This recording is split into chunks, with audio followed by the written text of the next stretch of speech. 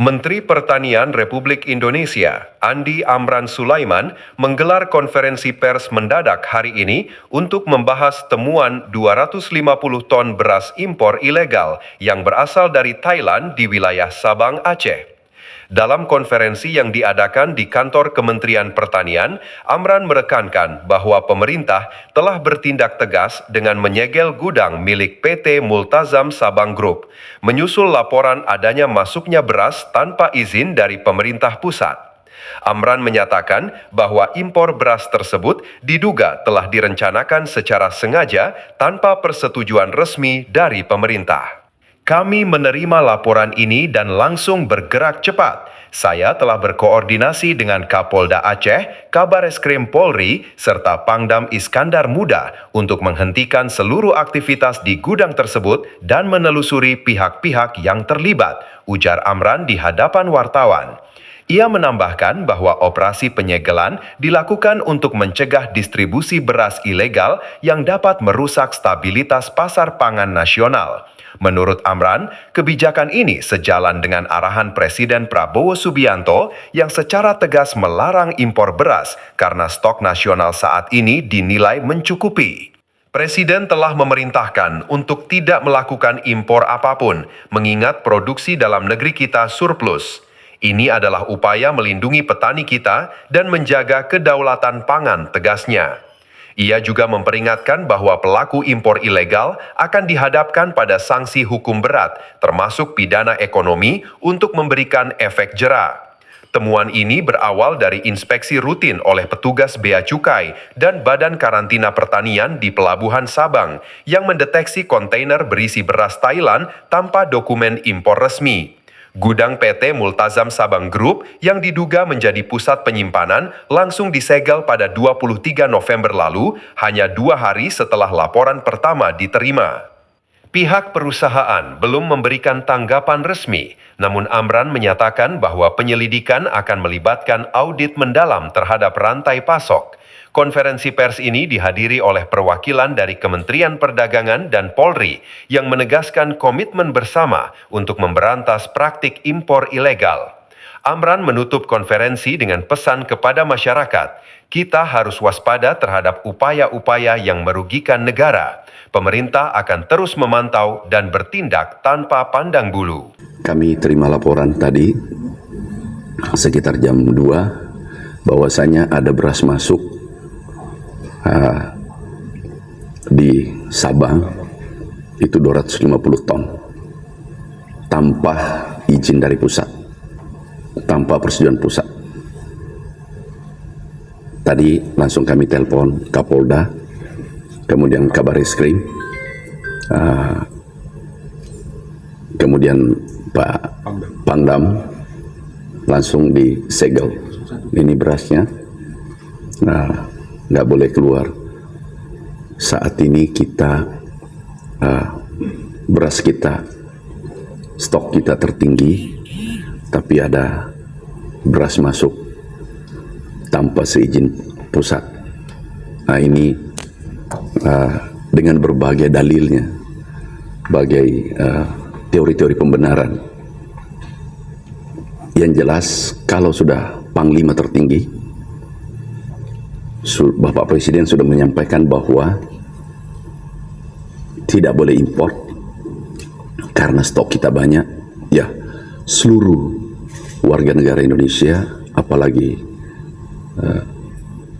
aparat atau pegawai seluruh Indonesia harus patuh pada perintah Panglima tertinggi, perintah Bapak Presiden.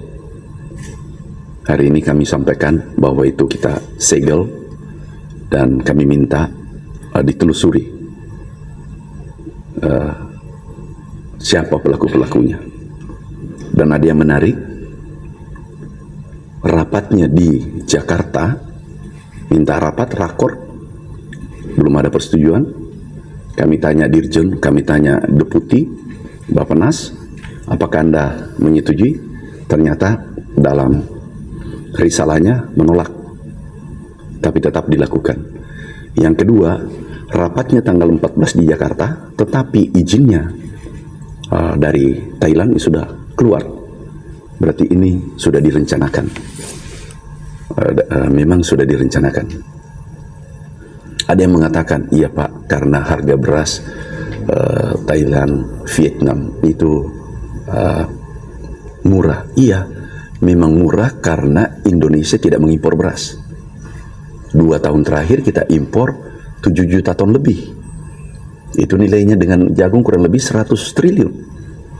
Dan pemimpin-pemimpin negara saat kami mendampingi Bapak Presiden, mereka meminta kalau bisa ekspor ke Indonesia, kalaupun sedikit, mintanya 250.000 ton maksimal.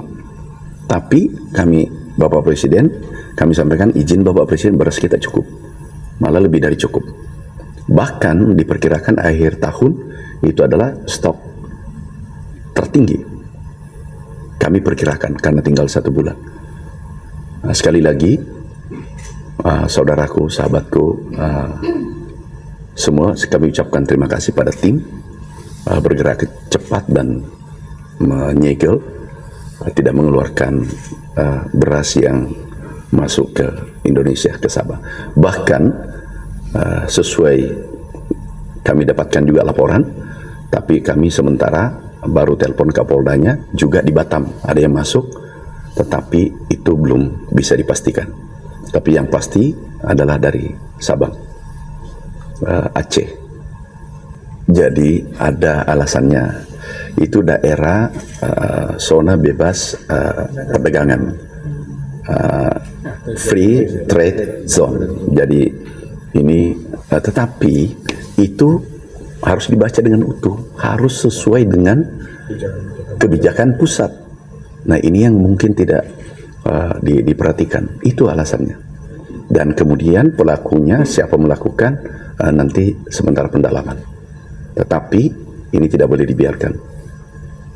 Kami sebagai Menteri Pertanian, itu kalau beras harus ada rekomendasi dari Kementerian Pertanian. Coba teleponin satu-satu.